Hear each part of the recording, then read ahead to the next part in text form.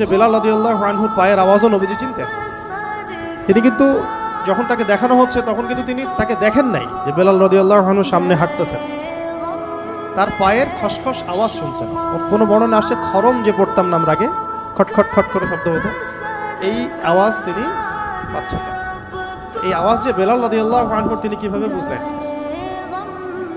তার মানে দুনিয়াতে যখন বেলাল রাদিয়াল্লাহু আনহু তার আশেপাশে চলছেন, তার আওয়াজ তো তিনি শুনতে পারছেন, দেখছেন, এবং আল্লাহ পাক তাকে জানিয়ে দিচ্ছেন এটা বেলাল রাদিয়াল্লাহু আনহুর মর্তবা মাকাম।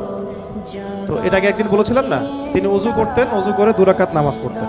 যখন ওযু ভেঙে যাইতো তখন নতুন করে ওযু করতেন এবং 2 রাকাত তাহিয়াতুল ওযুর নামাজ পড়তেন। এই জন্য বেলাল রাদিয়াল্লাহু আনহুকে এইরকম জান্নাতে মাকাম দেওয়া হয়েছে।